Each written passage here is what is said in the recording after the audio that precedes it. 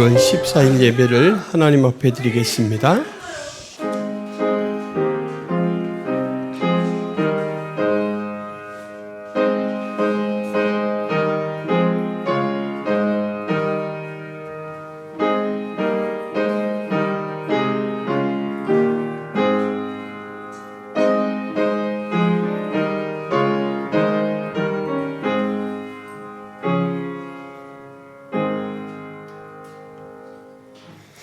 이 시간 주의 사랑받는 백성들이 주의 부르심을 받고 하나님 앞에 나와 온 마음과 정성을 다해 예배를 드립니다. 우리 예배를 기쁘게 받아 주옵시고 한량없는 은혜로 함께하여 주옵소서. 예수 그리스도의 이름으로 기도하옵나이다. 아멘.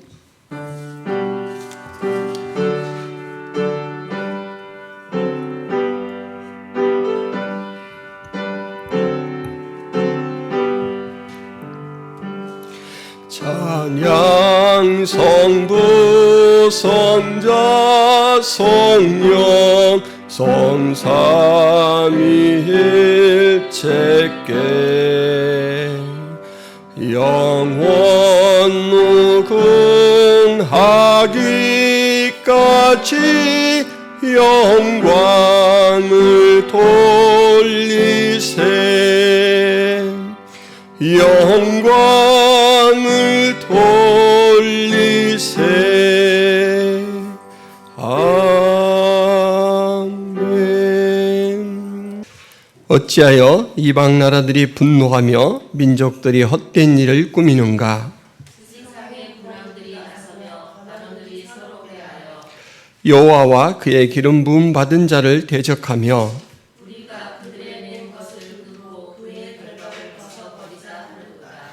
하늘에 계신 이가 웃으시며 그때 분을 바라며 진노하사 그들을 놀라게 하여 이르시기를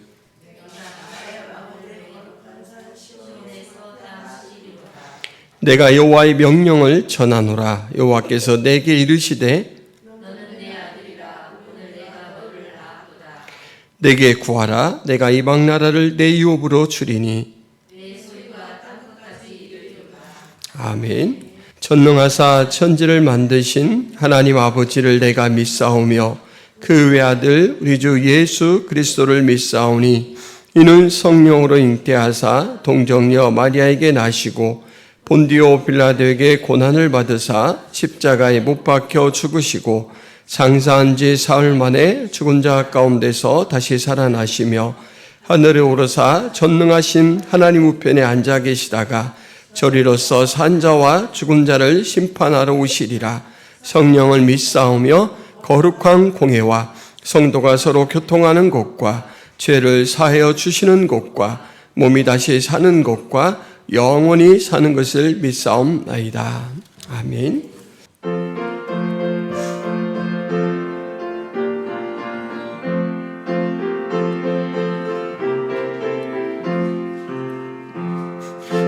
진정 사모하는 친구가 되시는 구주 예수님은 아름다워라. 산 밑에 백합과요 빛나는 새벽별 주님 영원할 길 아주 없도다. 내 맘이 아플 적에 큰 위로 되시며 나 외로울 때 좋은 친구라. 주는 저 산 밑에 백합 빛나는 새벽별 이 땅 위에 비길 것이 없도다. 내 맘의 모든 염려 이 세상 고락도 주님 항상 같이 하여 주시고 시험을 당할 때에 항나의 개교를 즉시 물리치사 나를 지키네. 온 세상 날 버려도 주 예수 안 버려 끝까지 나를 돌아보시니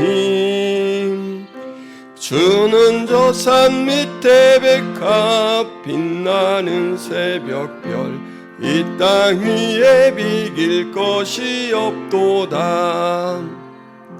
내 맘을 다하여서 주님을 따르면 길이 길이 나를 사랑하리니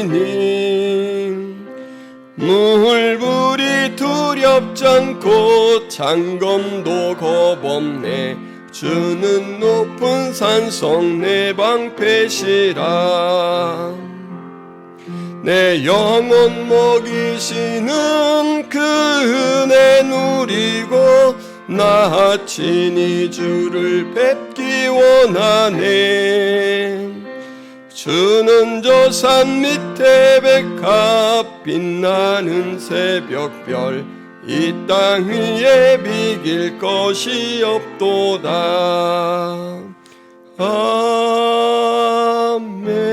아멘. 사랑과 은혜가 충만하신 하나님 아버지, 2024년 두 번째 주일 예배를 우리 하나님 앞에 드립니다. 우리의 모든 생사화복을 주관하시는 하나님께서 저희의 삶을 인도하시고 또 저희에게 천국 소망으로 2024년을 시작하게 하신 것 감사합니다. 하나님, 우리가 말씀에 깨어있도록 도와주옵소서. 살아계신 하나님의 말씀을 전인격적으로 믿으며 매 순간 말씀에 올바르게 반응하는 저희의 믿음이 되게 하여 주옵소서. 하나님, 말씀에 거치고 말씀을 쫓지 못할 때 우리가 다시 각성하고 깨어 회개하며 주 앞에 모든 죄를 자복하고 용서받음으로 또 다시 시작할 수 있도록 저희들을 인도하여 주옵소서. 날마다 그 놀라운 자비의 품을 벌려주시며 우리를 품어 안으시고 우리의 걸음을 지도하시는 그 하나님의 은혜 아래서 우리가 이 땅의 나그네의 삶을 성공적으로 잘 살아갈 수 있도록 도와주옵소서. 목표를 잃지 않는 천국 순례자의 삶을 살게 하여 주옵소서. 하나님 또한 우리의 마음이 말씀에 순종하는 일에 게으르지 않도록 도와주옵소서. 세상 것으로 말미암아 흔들리지 않고 종말의 때 심판주로 오시는 예수 그리스도의 그 준엄한 말씀을 기억하며 우리가 인생을 오직 하나님의 뜻 안에서 올곧게 생활해 나갈 수 있도록 도와주옵소서. 하나님, 우리의 삶의 여정에 주신 여러 가지 사명들이 있습니다. 먼저는 교회 안에서 서로 친밀한 교통과 섬김의 봉사 가운데 우리의 신앙이 자라도록 우리 하나님께서 성화의 사명을 주셨고 또 교회된 사명으로 이제 지역과 또 친지와 가족들에게 생명의 복음을 전파하도록 하셨사온데 이 일을 위하여 기도하게 하시고 기억하게 하시고 행할 수 있도록 도와주옵소서. 우리의 기도와 우리의 말씀의 섬김을 통하여 우리의 초청을 통하여 주님 앞에 예배하는 자들이 더욱 세워지게 하시고 많아지게 하여 주옵소서. 한 영혼을 생명의 일로 돌이키는 자는 하늘의 빛난 별과 같이 여겨주신다 했사온데 우리가 그러한 영광을 받을 수 있도록 도와주옵소서. 하나님, 한 치 앞도 빈벌할 수 없는 저희들입니다. 매 순간 말씀의 빛으로 비추어 주옵시고 또한 성령으로 동행하여 주셔서 한 걸음 한 걸음 하나님 좌우로 치우치지 않고 오직 하나님을 바라보며 나아갈 수 있는 저희들이 되게 하여 주옵소서. 하나님, 2024년은 예배가 바로 세워지게 하여 주옵소서. 수요 예배, 새벽 예배, 금요 기도회, 주일 예배, 모든 예배가 우리 하나님이 받으실 만한 거룩한 예배로 드려지게 하여 주옵소서. 김포 성화계 성도님들이 공예배를 사모하며 힘써 참여할 수 있도록 도와주옵시고 예배를 통하여 심령에 부흥이 있게 하여 주옵소서. 하나님, 또한 김포 성화교회가 친밀한 영적 교제를 나누는 믿음의 공동체가 될 수 있도록 도와주옵소서. 항상 대화 가운데 서로의 기도의 제목을 발견하게 하시고 생활하면서 힘써 그 기도의 제목을 하나님 앞에 아뢰일 수 있는 저희들이 되게 하여 주옵소서. 기도의 동역뿐만 아니라 각자의 삶에 대한 관심을 가지고 삶에서도 예수 그리스도의 마음과 심정으로 섬길 수 있는 저희들이 되게 하여 주옵소서. 그 섬김이 이제 교회 안의 역량을 넘어 지역으로 확산되게 하시고 나라와 온 세계에 대한 그러한 중보 기도자로서의 역할을 감당할 수 있도록 도와주옵소서. 특별히 2024년 예수로 충만한 삶이라는 이제 목표를 가지고 나아갈 때 우리 하나님, 저희들이 그 목표에 가까워질 수 있도록 매 걸음을 지도하여 주옵소서. 이 시간에도 오직 하나님을 사랑하고 복음의 가치를 알기에 문화가 다르고 언어가 다른 곳에 나아가 복음으로 영혼을 살리고 하나님의 자녀로서 많은 사람들을 주스로 이끄는 선교사님들의 삶에 역사하여 주옵소서. 저희들의 눈물의 기도가 응답되게 하여 주옵시고 하나님 눈물로 뿌리는 그 수고가 열매로 거둬지는 은혜가 있게 하여 주옵소서. 오늘도 우리의 예배를 기쁘게 받으실 줄 믿사오며 예수 그리스도의 이름으로 기도하옵나이다. 아멘.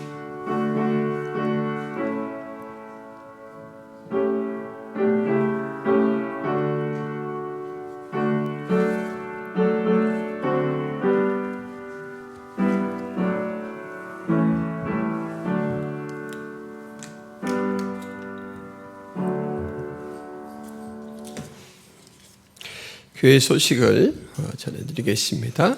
김포 성화교회에 오신 여러분, 예수님의 이름으로 환영하고 축복합니다.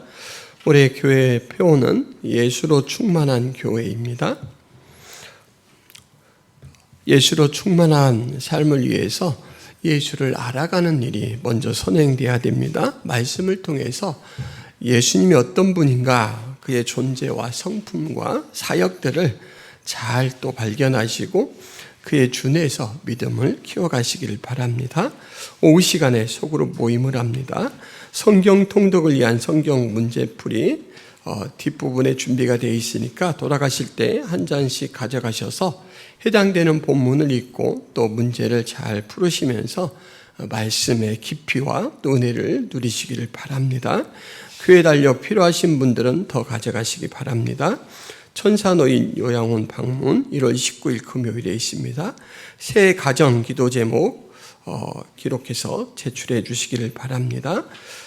지난주에 고 김유태 장로님, 김윤정 사모 부친, 한영복 목사 장인 되시는 고 김유태 장로님 장례를 은혜 가운데 잘 마쳤습니다. 감사하는 마음으로 떡을 준비했는데 이따가 식사와 같이 드시기 바랍니다. 후원하는 선교사님, 이길 한마음, 김경민 목향이 선교사님 위해서 기도해 주시기 바랍니다. 김포 성화교회 예배는 유튜브 창에 김포 성화교회를 검색하시면 언제든지 함께 하실 수 있습니다.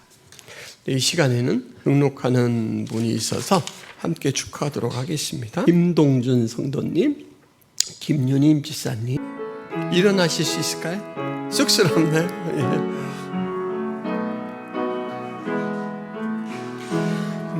너는 시냇가에 심은 나무라 하나님의 사랑 안에 믿음 뿌리 내리고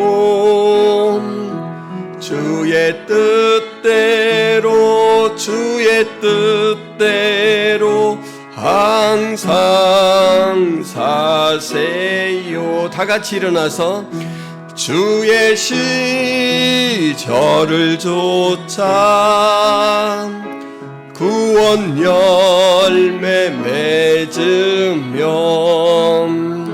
주의 영화로운 빛 너를 보호하리니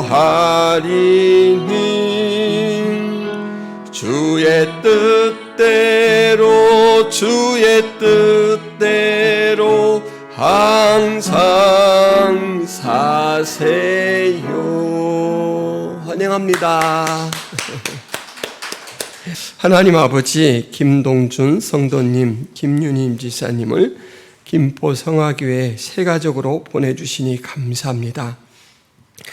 하나님께서 보내신 귀한 영혼들, 우리가 함께 성령 안에서 교제를 나누며 또 함께 선한 자극을 주며 함께 서로의 달란트로 섬겨나가며 서로 성장할 수 있도록 은혜를 더하여 주옵소서. 한 믿음을 고백하는 공동체로서 날마다 서로를 이야기하여 주옵시고 또 서로의 영적 성장을 축복하는 저희들이 될 수 있도록 도와주옵소서. 우리 하나님께서 함께해 주시는 가운데 모두가 영광스러운 삶을 살게 하여 주옵소서. 또 하나님, 개인과 가정과 가족들을 위하여 품은 기도의 제목들이 있습니다. 우리 하나님께서 저들의 기도에 낱낱이 응답하여 주셔서 주님과 함께하는 가운데 형통을 누리게 하시고 화목을 누리게 하시고 평강을 얻도록 도와주옵소서. 예수 그리스도의 이름으로 기도하옵나이다. 아멘. 감사합니다. 태초에 말씀이 계시니라. 이 말씀이 하나님과 함께 계셨으니 이 말씀은 곧 하나님이시니라. 만물이 그로 말미암아 지은 바 되었으니 지은 것이 하나도 그가 없이는 된 것이 없느니라. 그 안에 생명이 있었으니 이 생명은 사람들의 빛이라. 빛이 어둠에 비치되 어둠이 깨닫지 못하더라. 하나님께로부터 보내심을 받은 사람이 있으니 그의 이름은 요한이라. 그가 증언하러 왔으니 곧 빛에 대하여 증언하고 모든 사람이 자기로 말미암아 믿게 하려 함이라. 그는 이 빛이 아니요 이 빛에 대하여 증언하러 온 자라. 참 빛 곧 세상에 와서 각 사람에게 비추는 빛이 있었나니 그가 세상에 계셨으며 세상은 그로 말미암아 지은 바 되었으되 세상이 그를 알지 못하였고 자기 땅에 오매 자기 백성이 영접하지 아니하였으나 영접하는 자 곧 그 이름을 믿는 자들에게는 하나님의 자녀가 되는 권세를 주셨으니 이는 혈통으로나 육정으로나 사람의 뜻으로 나지 아니하고 오직 하나님께로부터 난 자들이니라. 말씀이 육신이 되어 우리 가운데 거하심에 우리가 그의 영광을 보니 아버지의 독생자의 영광이요 은혜와 진리가 충만하더라. 요한이 그에 대하여 증언하여 외쳐 이르되 내가 전에 말하기를 내 뒤에 오시는 이가 나보다 앞선 것은 나보다 먼저 계심이라 한 것이 이 사람을 가르킴이니라 하니라. 우리가 다 그의 충만한 데서 받으니 은혜 위에 은혜로라. 율법은 모세로 말미암아 주어진 것이요 은혜와 진리는 예수 그리스도로 말미암아 온 것이라. 본래 하나님을 본 사람이 없으되 아버지 품속에 있는 독생하신 하나님이 나타내셨느니라. 아멘. 2024년 김포 성화교회 표어를 예수로 충만한 삶이라고 정했는데 그 이유는 이것이 우리 신앙의 가장 기본 토대가 되기 때문입니다. 예수로 충만한 삶을 살기 위해서는 무엇보다도 예수를 잘 알아야 합니다. 그래서 이제 올해 기간 동안 12번 정도 예수에 관한 주제 설교를 하려고 합니다. 오늘은 그 첫 번째 시간입니다. 예수에 관한 첫 번째 이야기 주제는 바로 하나님의 아들 예수 그리스도입니다. 하나님의 아들이란 말이 아주 중요합니다. 여러분 혹시 오래된 영화인데 아름다운 비행이라는 영화 보신 적 있습니까? 거의 안 보셨는지 기억을 못 하시는지 대답들을 안 하시는데 제가 소개를 드리자면 교통사고로 엄마를 잃은 이 청소년기 소녀가 있습니다. 엄마를 잃어버렸기 때문에 되게 마음이 울적하고 우울하죠. 10년 만에 이제 아버지를 만나서 고향에 살게 됐는데 소녀는 두 가지 어려움에 봉착합니다. 하나는 계속해서 엄마를 잃은 이 슬픔이 가슴속에 밀려와서 마음이 주름진 부분이 펴지지가 않아요. 또 하나는 아빠와의 거리가 계속해서 느껴지는 거예요. 오랫동안 만나지 않은 아빠였고 또 이제 사춘기가 되니까 이 성차이 때문에 훨씬 더 이제 커지죠. 그래서 이 소녀는 방황을 많이 합니다. 자기 집 주위의 늪 주변 숲속들을 산책하고 그러는데 어느 날 늪 주위를 산책하다가 미처 부화가 다 이루어지지 않은 상태의 야생 거위알을 발견했습니다. 품어주던 이 거위가 떠나버린 것 같아요. 그래서 이 소녀는 그 야생 거위알을 조심스럽게 품어다가 집으로 옮겨 놓았습니다. 그렇게 해서 부화를 시켰는데 16마리의 이 야생 거위 새끼들이 태어났어요. 여러분, 근데 그거 아십니까? 조류들은 알에서 깨어나오면 가장 먼저 보는 대상을 마치 어미로 알고 막 따른다고 합니다. 이것을 각인이라고 해요. 한 13시간 정도부터 이제 30시간 이전까지 이렇게 본 대상을 그렇게 어미로 각인을 한다고 그래요. 그리고 그 이후에는 이 각인이 좀 약해지는데, 이 소녀를 이 16마리의 야생거위 새끼들이 어미로 알고 쫓아다녀요. 그래서 소녀가 가면 졸졸졸 쫓아다녀요. 얼마나 참 그려지죠. 소녀가 이렇게 벌레 같은 걸 주면은 막 그 입을 쫙 벌리고 잘 받아 먹어요. 너무너무 귀여워서 이제 소녀는 슬픔도 있고 웃으며 지낼 수 있게 되었어요. 그런데 어느 날 경찰관이 찾아왔습니다. 이 야생거위를 집에서 기르면 안 된다라는 거예요. 근데 아직 날지도 못하고 헤엄치기도 아직 제대로 배우지 못한 이제 이 거위들을 어떻게 하겠습니까? 그래서 소녀가 아빠와 상의해서 그렇다면 야생으로 돌려보내자. 근데 야생에 가서 살려면 이 거위들은 수영도 배워야 되고, 그리고 거위는 철새라서 이제 추운 시절이 되면 또 날아가야 돼요. 그러니까 비행을 가르쳐야 됩니다. 비행을. 근데 사람이 날 수가 없잖아요. 나를 따라해봐라 이렇게 날 수가 없잖아요. 그래서 이 소녀와 아버지가 이 경비행기로 이제 날기 훈련을 시키려고 합니다. 그러려면 먼저 소녀가 비행 기술을 익혀야 돼요. 그리고 비행기를 마련해야 됩니다. 아빠는 경비행기가 있었는데 아빠 비행기는 너무 커요. 그래서 이 새끼 거위들이 쫓아올 수가 없으니까 이 소녀에 맞는 이 경비행기를 하나 만들었습니다. 그리고 이제 먼저 소녀가 비행수를 연습을 해서 잘 날게 되었고, 드디어 날아가니까 막 야생거위들이 그렇게 해서 날아옵니다. 여러분, 이 영화의 하반부에 가면 아주 아름다운 장면이 나오는데요. 소녀가 오는 경비행기가 가운데 있고 양쪽으로 이 거위들이 비행 편대를 형성하고 날아갑니다. 이러고 날아가요. 얼마나 멋있는지 모릅니다. 여러분들도 한번 보시기를 바랍니다. 각인 효과는 영원히 계속해서 진행되는 그런 특성이 있다라고 합니다. 무슨 말이냐면 한번 어미로 각인한 대상에 대해서는 끝까지 어미로 인식한다라는 거예요. 신약성경에 나오는 가장 앞에 나오는 네 권을 복음서라고 부릅니다. 근데 가장 처음에 나오는 게 뭐죠? 마태, 마가, 누가, 요한복음입니다. 똑같이 예수님에 관한 이야기를 이 사복음서가 해요. 근데 이 복음서마다 초점을 어디에 맞췄는지에 따라서 진술 내용은 조금씩 다릅니다. 마태복음은요, 구약에서 계시해 주신 메시아이시다라는 부분에 초점을 맞춥니다. 그래서 마태복음에서는 구약의 인용이 엄청나게 많아요. 그리고 이제 이 메시아가 다윗 왕의 계보로 나신다라고 하기 때문에 아예 처음부터 아브라함과 다윗의 자손 예수 그리스도의 계보라 이렇게 시작을 합니다.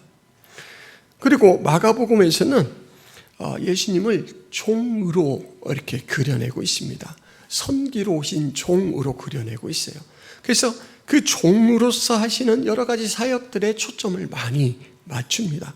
그래서 마가복음에서는 예수님에 대해서 막 이렇게 오랫동안 묘사하지 않고 행동 중심으로 이야기를 해요.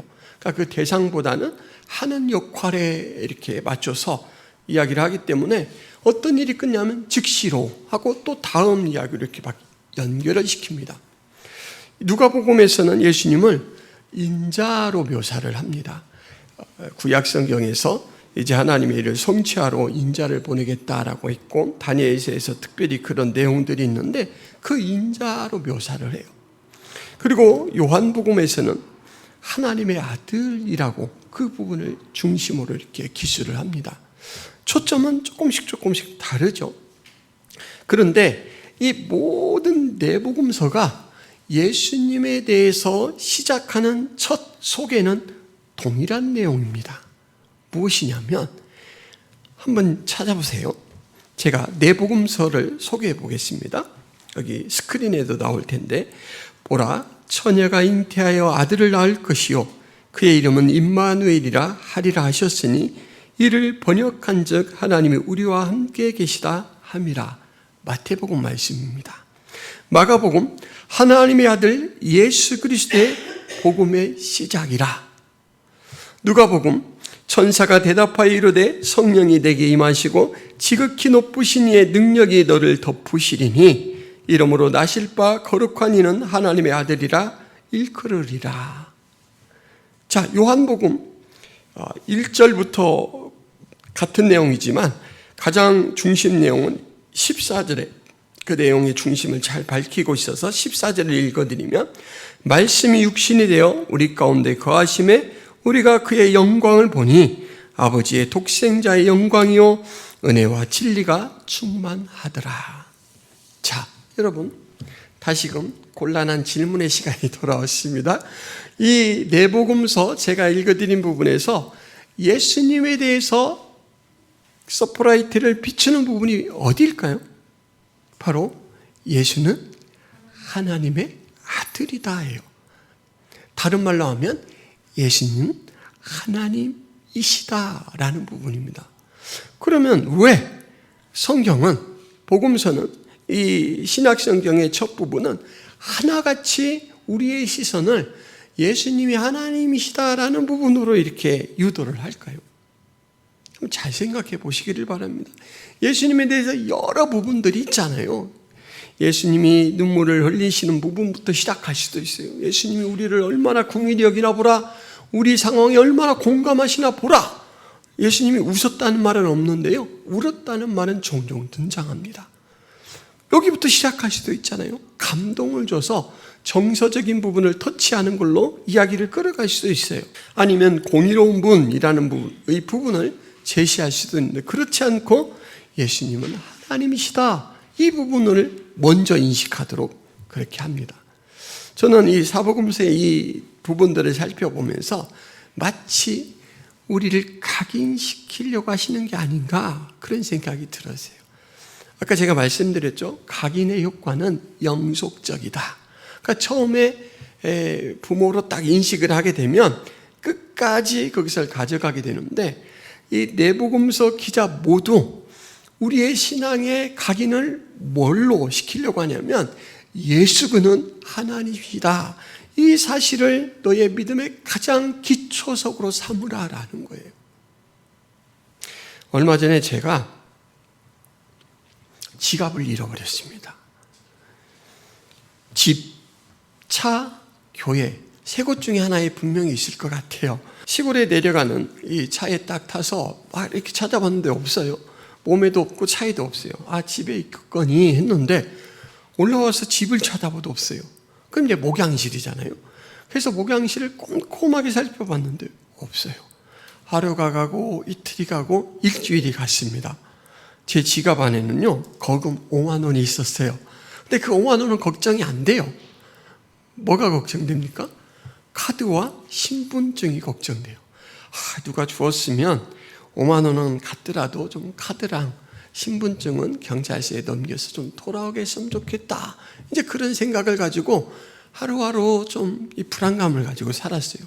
근데 도저히 열흘을 못 넘기겠어요. 그래서 이제는 카드 분실 신고를 다 했죠. 그리고 주민등록 분실 신고까지 했습니다. 혹시나 불상사가 생길까 봐. 그렇게 하고 조마조마한 마음으로 기다리고 있는데 제 딸이 매의 눈으로 거실장에 있는 서랍에서 지갑을 찾아줬어요. 보상을 안 했지만 보상하고 싶은 마음까지 생겼습니다. 여러분, 제가 지갑을 찾고 나서 들은 그 안도감을 여러분들도 아시겠죠? 왜냐하면 지금까지 살아오시면서 한 번쯤은 지갑을 잃어버렸을 그런 경험들이 다 있으실 거예요. 막연한 불안감, 뭔가 자기가 하고 있는 일에 대해서 확신이 서지 않을 때 사람은 불안해요. 경기가 위태위태한 이 코로나 시기에 계속 이 손익분기점을 넘기지 못하고 한 달이 가고 두 달이 가고 1년이 가요. 과연 이것을 접어야 될까 말아야 될까 얼마나 불안불안한가 잠도 오지 않아요. 신앙생활도 마찬가지입니다.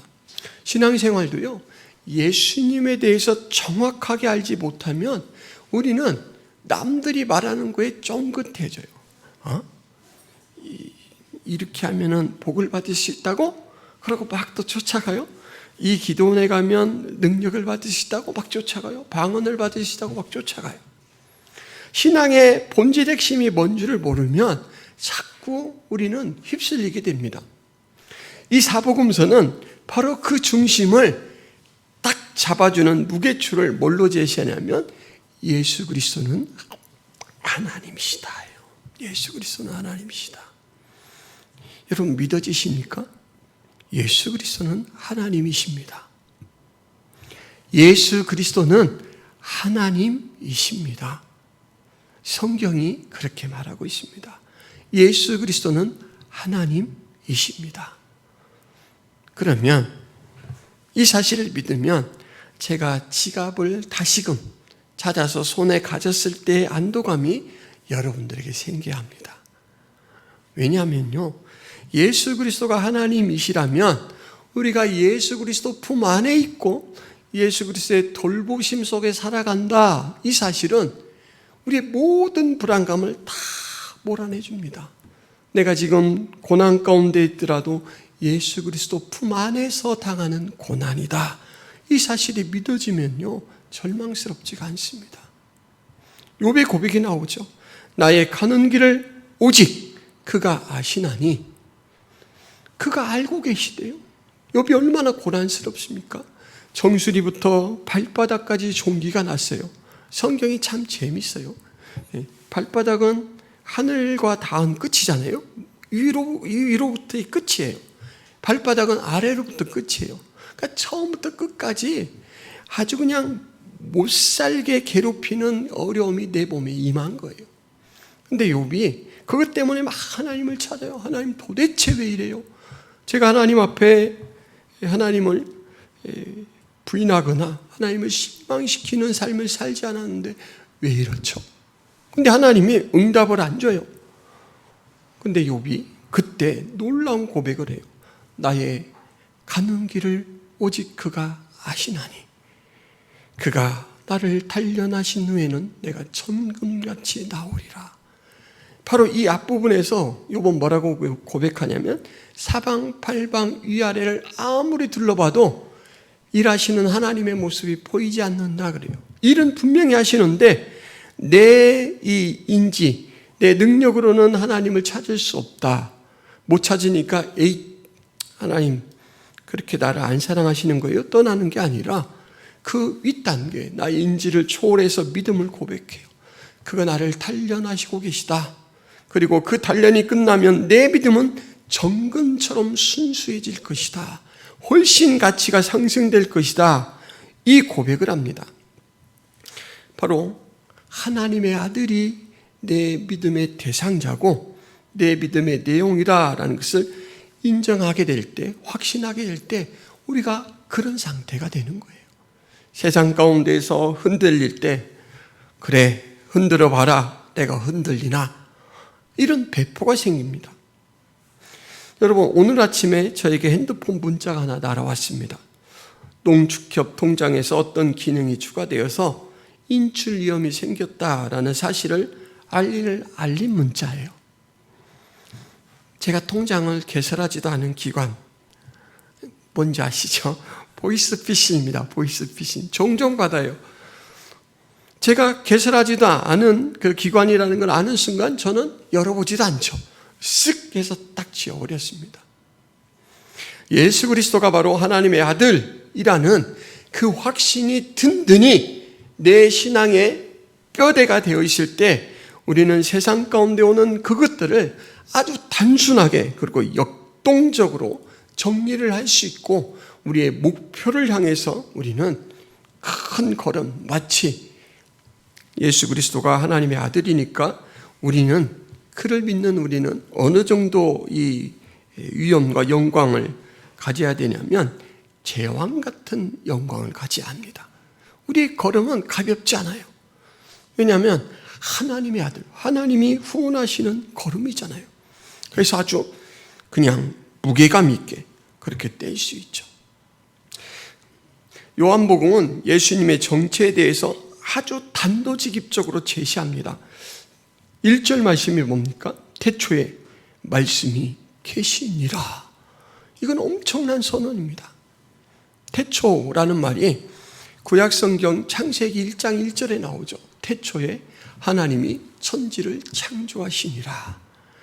요한은 바로 그 창세기의 이 말씀을 염두에 두고 이렇게 기록한 것 같아요. 왜냐하면 하나님, 창조의 하나님이 살아계신 하나님인 것처럼 우리의 믿음의 대상이신 예수님 또한 하나님이다. 이걸 딱 제시해 주기 위해서 유사한 표현으로 시작을 하고 있습니다.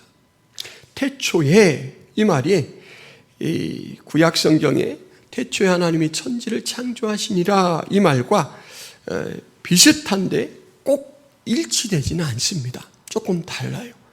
구약 성경의 이 태초에라고 할 때는 시간 개념이 강한 단어입니다.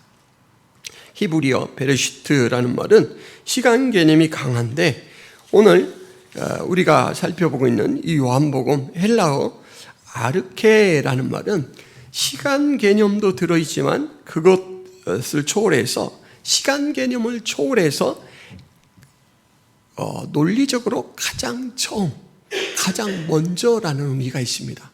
그러니까 모든 것들이 만들어지기 전에, 시간이라는 역사가 시작되기 전에 말씀이 계셨다, 존재했다라고 시작을 합니다. 계셨다라는 말은 강아지가 계셨다, 송아지가 계셨다, 안 그래요. 계셨다라는 말은 누구에게 쓰냐면 인격적 존재에게 씁니다. 그러니까 이 말씀은 인격적 존재로서 바로 모든 창조가 있기 이전부터 존재하시는 하나님이다라는 것으로 시작을 한다는 것이죠. 이 말씀이 하나님과 함께 계셨으니 이 말씀은 곧 하나님이시니라. 말씀은 하나님이시라, 이렇게 또 밝혀요. 중복해서 밝히고 있습니다. 그리고 나서는 이제 3절에서는 모든 창조에 바로 관여했다라는 부분을 기록을 해놓고 있습니다. 하나님과 함께 계셨다. 이 함께라는 말은 성부 하나님과 친밀한 사귐을 가지고 있는 그런 존재다라는 것이죠. 여러분, 성부 하나님과 성자 하나님, 지금 이제 말씀으로 계시하고 있는 하나님의 아들은 동등할까요? 아니면 차이가 있을까요? 어떻게 생각하십니까? 성부 하나님, 성자 하나님, 우월하고 열등한 존재인가요? 헷갈리죠? 이게 되게 헷갈립니다. 자, 하나님은 동등한 동일 본질이 맞죠? 그러니까 성부, 성자 하나님은 동일하십니다. 영광과 권능이 동등하셔요. 차별이 없으십니다. 근데 기능적으로는 종속적입니다. 성부 하나님에게 성자 하나님이 순종하는 관계입니다. 그렇다고 차별이 되거나 이런 우열 관계는 절대 아닙니다. 기능적입니다. 기능적. 계시니라. 근데 너무너무 친밀해서 거의 그 구별이라는 것을 이야기하지 하는 것이 불필요할 만큼 그렇게 친밀한 관계시죠. 그 이야기를 한다면은 뭐라고 이제 이야기를 하냐면, 여러분, 그 안에 4절 말씀 보시겠습니다. 생명이 있었다. 이 생명은 사람들의 빛이라라고 말합니다. 그 예수 그리스도, 하나님이신 말씀이신 그 예수 그리스도에게는 가장 큰 특징이 뭐냐면 생명이 있습니다.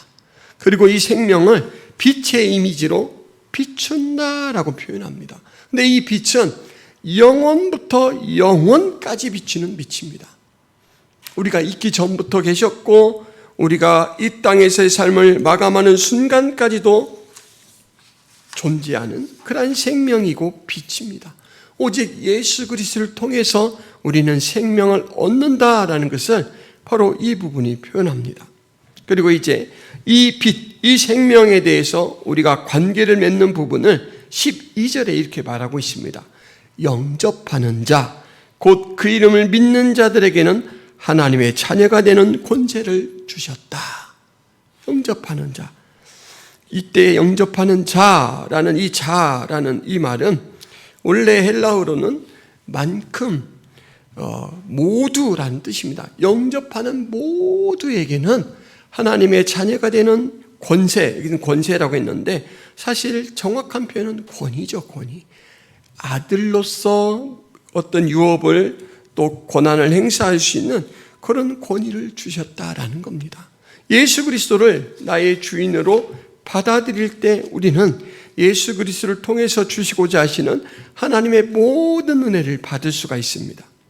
그 은혜가 얼마나 우리에게 부요한지 여러분 16절에 보면 우리가 다 그의 충만한 데서 받으니 은혜 위에 은혜로라. 은혜의 최상급이라 이렇게 말하고 있습니다. 가장 큰 은혜, 끊임없이 계속되는 은혜라는 뜻입니다. 18절에 본래 하나님을 본 사람이 없으되 하나님 품속에 있는 독생하신 하나님이 나타내셨느니라. 이때 본래라는 말은 우리말로는 좀 뭐라고 해석하기가 어려운데 원어로는 아무 때든지 그런 뜻입니다. 한 번도 그런 뜻이죠. 아무 때든지 하나님을 본 사람이 없으되, 그러니까 예수 그리스도가 오시기 전까지는 그 누구도 하나님을 본 적이 없고 경험할 수 없는데 이제는 그 예수 그리스도를 통해서 하나님을 보게 만들어주셨다. 얼마나 큰 은혜입니까? 오늘 말씀이 바로 이 말씀입니다. 예수 그리스도는 하나님이시다.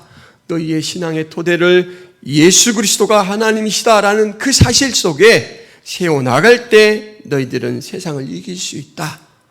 각인하는 것처럼 매 순간 이것을 기억하라.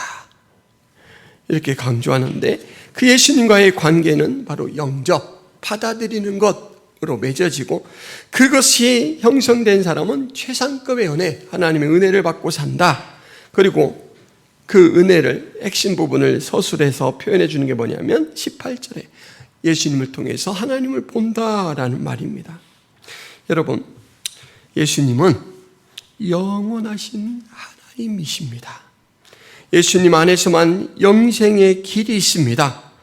누구든지 예수의 이름을 믿으면 하나님의 자녀가 됩니다.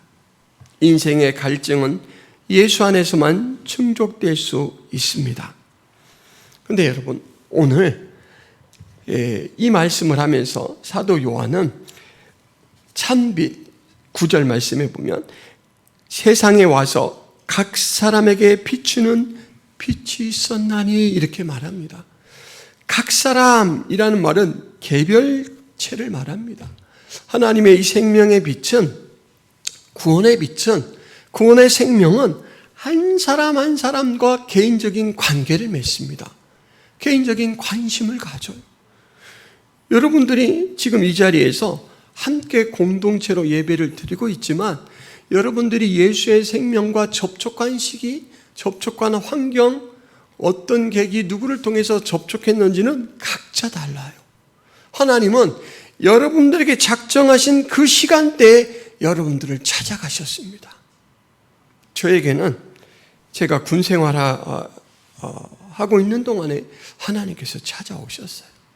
말씀, 이 성경 글자로만 알고 있던 하나님의 역사를 살아계신 인격적인 하나님의 역사로 느껴지고 믿어지도록 만들어준 시기가 있었습니다. 그때 제 인생이 완전히 달라졌습니다. 겉모양은 똑같아요. 지금도 멋있지만 그때도 멋있었습니다. 농담입니다. 겉모양은 변하지 않았는데요. 사람들이 제 변화를 인식했어요. 제 별명이 뭐였냐면 해보였습니다. 해보. 늘 웃고 사는 사람, 해보였어요. 근데 여러분, 군대에서 웃고 살면요, 돌아올 건 매밖에 없습니다. 군기 빠졌다고 불러다가 때려요. 근데 제가 웃지 않을 수가 없었어요. 왜냐하면 저도 모르게 비시시 웃고 있어요.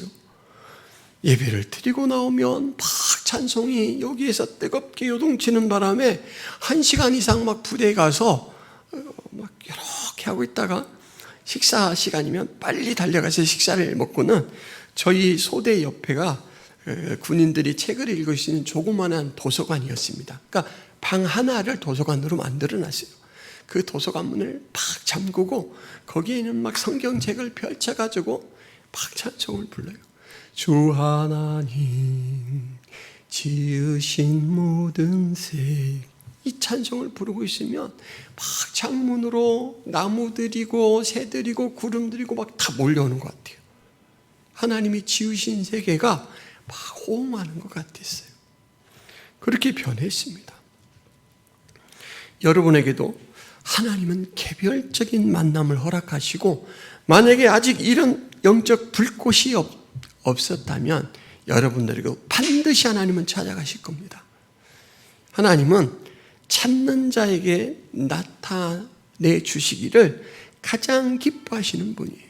그러면 여러분, 아직 이런 불꽃이 없었다면 기도하시기 바랍니다. 하나님, 한 목사님이 부럽네요. 하나님이 만나주셨다면서요. 저도 만나주세요. 저도 그런 고백을, 그런 간증을 가지고 살아가게 해주세요. 이게 제가 했던 비결입니다. 제가 하나님, 저 사람들이 하나님을 만나서 저렇게 기쁘고 행복하다면 저도 하나님을 만나고 싶습니다. 저도 만나주세요. 그렇게 기도했는데 6개월 만에 하나님은 인격적으로 살아계신 하나님을 확인시켜 주시고, 다른 누구가 아니고 한 영 복, 나는 바로 너의 하나님이다 라는 것을 나타내 주셨습니다. 여러분, 신앙은 개별적으로 개인적으로 만남이 형성됐을 때 비로소 은혜가 되고 누림이 됩니다. 하나님의 아들 예수 그리스도는 어제나 오늘이나 영원부터 영원까지 존재하십니다. 오늘 이 1장 1절부터 강조하는 부분이 바로 이 말입니다. 처음부터 계셔서 끝까지 계시는 분. 여러분, 그 사실을 요한은 다시 한번 말씀으로 이제 증거를 하는데 15절 말씀이 바로 그 말이죠. 요한이 그에 대하여 증언하여 외쳐 이르되 내가 전에 말하기를 내 뒤에 오시는 이가 나보다 앞선 것은 나보다 먼저 계심이라 한 것이 이 사람을 가리킴이니라 하니라. 예수님은 선제, 먼저 존재하는 분이에요. 예수님께서 아브라함보다 내가 먼저 있었다라고 직접적으로도 이야기를 하셨습니다. 태초부터 있는 영광에 관하여 아버지와 함께 누렸던 영광을 예수님은 또 이야기를 했어요. 예수님은 영원부터 영원까지 계셔요. 그러므로 여러분, 지갑을 잃어버리는 것처럼 예수님을 잃어버릴까 염려할 필요가 없습니다. 그 확신을 가지게 되는 순간 여러분들은 탄탄한 신앙의 길을 시작할 수가 있습니다. 예수 안에 하나님을 발견하지 못한 사람들이 가지고 있는 그분에 관한 지식은 아무런 의미도 없습니다. 여러분, 신학자들이 예수님의 이 사역에 대해서 막 이렇게 저렇게 이야기를 하고 세밀하게 이것은 어떤 의미가 있고 이렇게 밝히는데, 인격적으로 예수님을 믿지 않으면 그것이 무슨 소용일까요? 믿어지지 않으면 아무리 고상한 신앙 지식이라도 능력이 없습니다.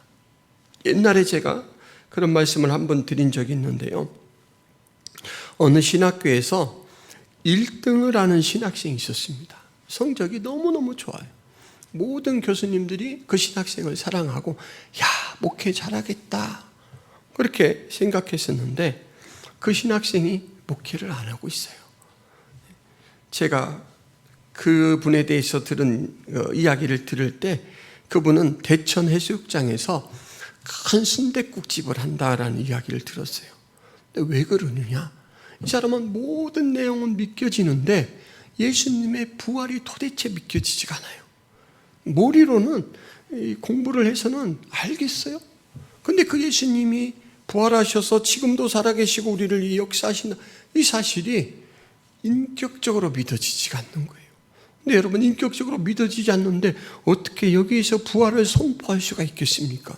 그래서 이분은 신앙 양심상 목회를 못하고 기다리다가 5년이 지나면 목사 안수를 받고 5년이 지나는데 목회를 안 하면 교단에서 권고사직을 이렇게 하도록 합니다.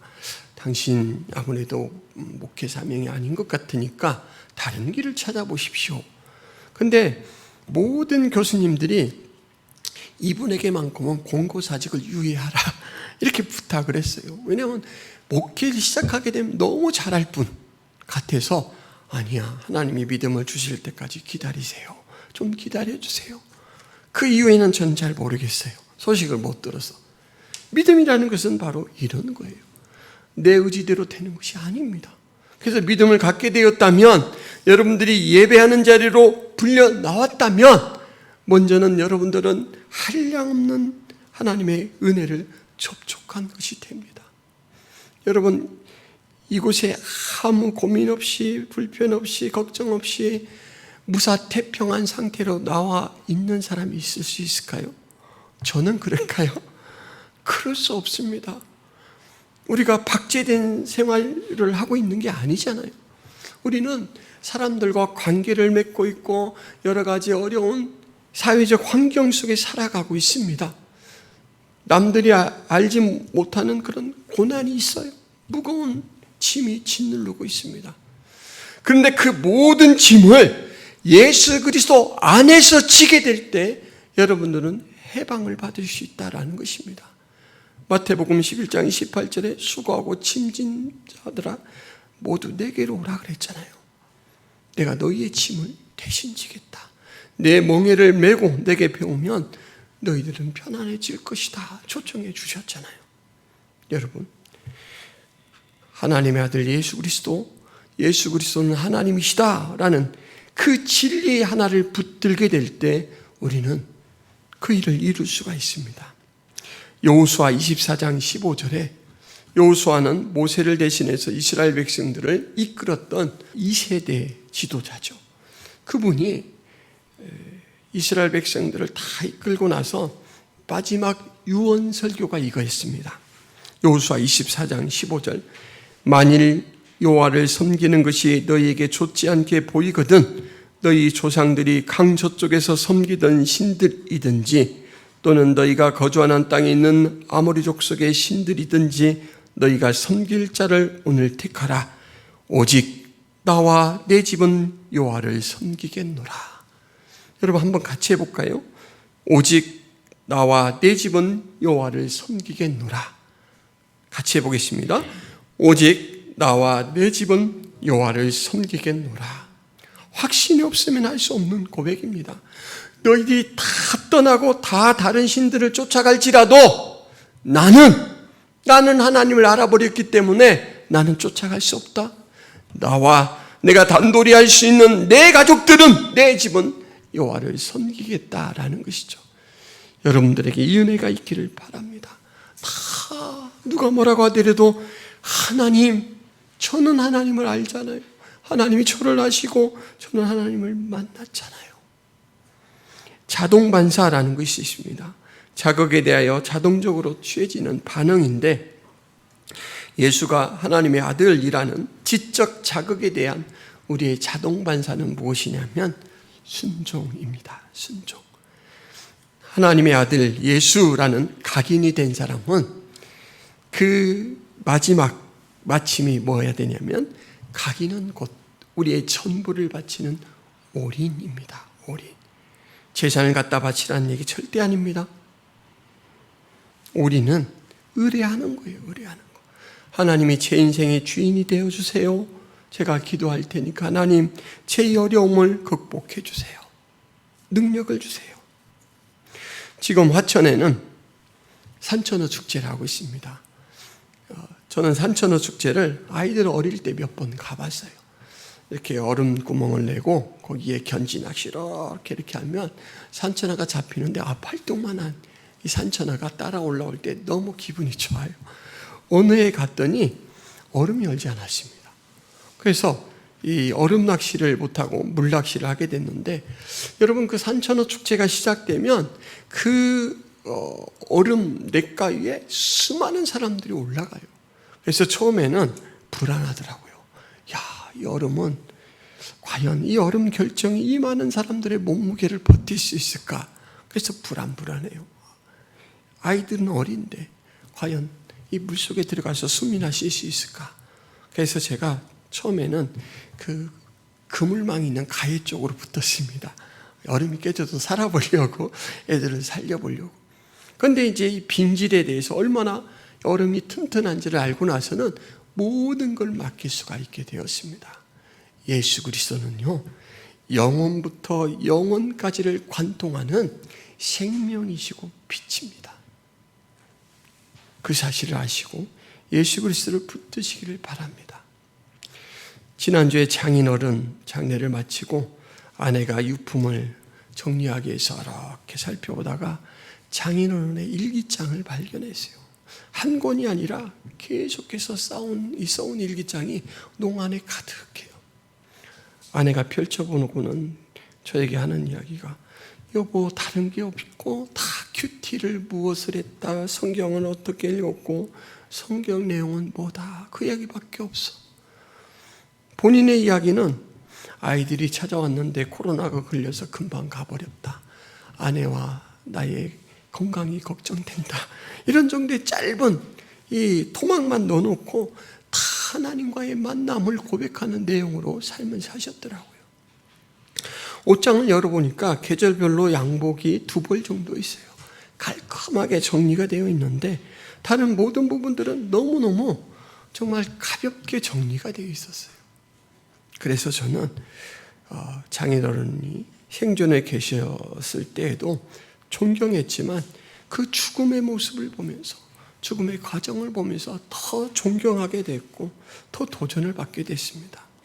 여러분, 저희 장인어른을 이끌어 주셨던, 저희 장인어른을 행복하게 해주셨던 예수 그리스도가 여러분들과도 교제하고 있고 여러분들과 더 풍성한 교제를 나누기 위해서 여러분을 찾고 계십니다. 각각 개별적으로 찾고 계십니다. 붙드시기를 바랍니다. 그 안에 여러분들이 발견될 때 여러분들은 그 어떤 가치보다 큰 가치를 느끼고 영광을 느끼게 될 것입니다. 이것이 예수로 충만한 삶을 살기 위한 첫 번째 고리입니다. 예수는 하나님이시다. 내가 내 전부를 드려서 의존할 만한 분이다. 이 사실을 확인시켜 드렸습니다. 기도하겠습니다. 하나님, 요한복음 1장 말씀에서 예수 그리스도는 하나님의 아들이시고 우리가 온전히 신뢰할 만한 분이고 영접하는 자에게는 하나님의 자녀가 되는 권세를 주셔서 하나님이 예비하신 모든 복을 누리며 살 수 있도록 하시는 분이다라는 이 사실을 확인하였는데, 하나님, 우리의 믿음의 토대가 2024년 우리의 신앙의 성장의 기초가 바로 이 사실이 될 수 있도록 도와주옵소서. 우리가 좌로 우로 흔들리지 않고 요동하지 않는 반석 같은 이 믿음 생활을 시작할 수 있도록 늘 매 순간 이 사실로 돌아오게 하여 주옵소서. 아직 예수 그리스도 안에서 온전히 그런 기쁨의 신앙을 시작하지 못한 성도가 있다면 각각 개별적으로 찾아가시는 하나님이다라는 것을, 예수 그리스도를 통해서 바로 그 하나님의 사랑을 만날 수 있다라는 것을 믿고 하나님, 나도 만나 주옵소서 기도하는 그 심령에게 찾아가 주셔서 그 은혜 위에 은혜를 공급하여 주옵소서.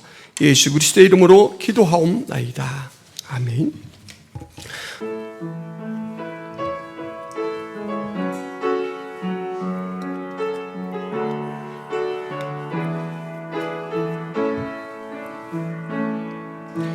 주님 다시 오실 때까지 나는 이 길을 가리라.